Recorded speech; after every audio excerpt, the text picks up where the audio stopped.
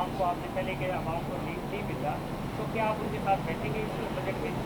देखें जी, मैं सिर्फ इतना कहती हूँ, जब ये कहा जाता है कि हम बैठेंगे, हम तो 180 सीटों वाली लोग हैं जिन्हें अवाम ने इलेक्ट करके भेजा है।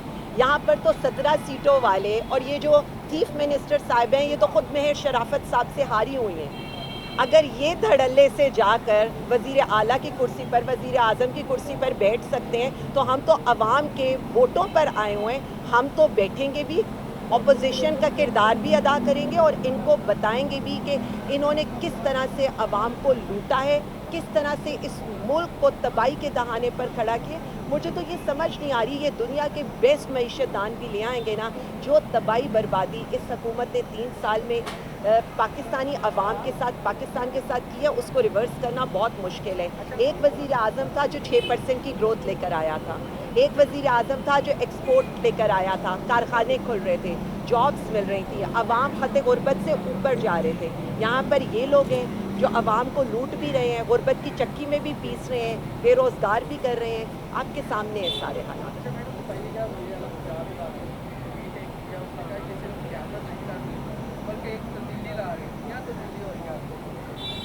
जी, उनकी तब्दीली आपको समझ में आ रही है, उनकी तब्दीली हो रही तब्दीली है है कि कि लूट मार पर जो है वो अब कोई सवाल अदालत में भी नहीं पूछा जाएगा, ऐसे बिल लाए जाएंगे।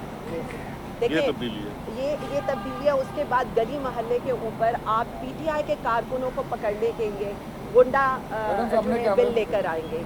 यही तब्दीली है कि हम आपसे कोई सवाल ना कर सकें। देखिए, आइन और कानून हमें इजाज़त देता है freedom of speech, freedom of expression, freedom of gathering की, लेकिन ये क्या कर रहे हैं हमारे साथ, ये तो कह रहे हैं कि इन्होंने मतलब वो कूड़ेदान के ऊपर भी चीफ मिनिस्टर साहिबा की तस्वीर लगी हुई है और जो वहाँ के हमारे लोग हैं उनको ये कहा जाता है, जो उधर के वर्कर्स हैं, कि उस तस्वीर को भी साफ़ करना है।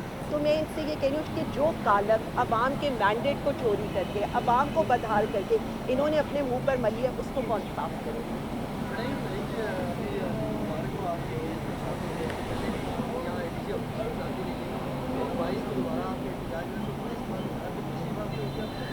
देखिए जी, मैं तो कल बाय चांस ही 10 मिनट पहले उस हॉल से निकल चुकी थी।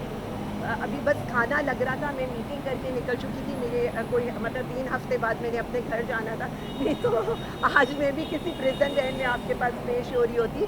मैं तो सिर्फ इतना कहूँगी कि हमें बिल्कुल अंदाज़ा होता है हमारी एक प्रेस कॉन्फ्रेंस से कितना डरते हैं, हमें बिल्कुल अंदाज़ा होता है हमारे वाइट पेपर से कितना डरते हैं, हमें बिल्कुल अंदाज़ा है हमारी मीटिंग से कितना डरते हैं। प्रोटेस्ट तो बहुत दूर की बात रह गई है, ये तो हमारी मीटिंग से खौफजदा है, ये तो हमारी प्रेस कॉन्फ्रेंस से खौफजदा है। बेसिकली इनको ये लग रहा है कि जो आईना हम आवाम को दिखा रहे हैं, उस आईने से ये डरते हैं। जो वज़ीर आज़म खान इनको रोज़ वहाँ बैठ कर ललकार रहे होते हैं, उससे ये डरते हैं। ये डरपोक हुकूमत है जिनके साथ अवामी हमायत और बैसाखियों पर हों, वो रोज़ खान साहब ख्वाबों में आकर भी इनको डराते हैं।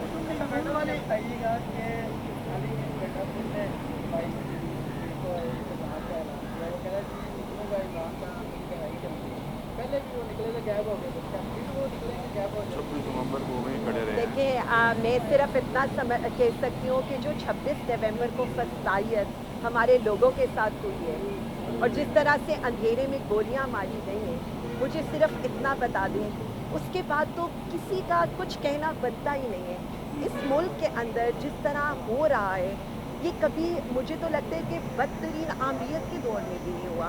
तो एक बंदे को हम ये वो आते हैं और वो एक उन पे सूबे की ज़िम्मेदारी भी है और मेरा ये ख़्याल है कि हमें अब हम ये चाह रहे हैं कि तंज़ीम को और सूबे को अलग रखा जाए। वज़ीर आला साहब अपने सूबे के लिए काम भी कर रहे हैं और मैं ये कहती हूँ कि उनको इस चीज़ का क्रेडिट भी देना चाहिए कि वो मल्टीपल फ्रंट्स पर लड़ रहे हैं। मैम ये बताइएगा कि अली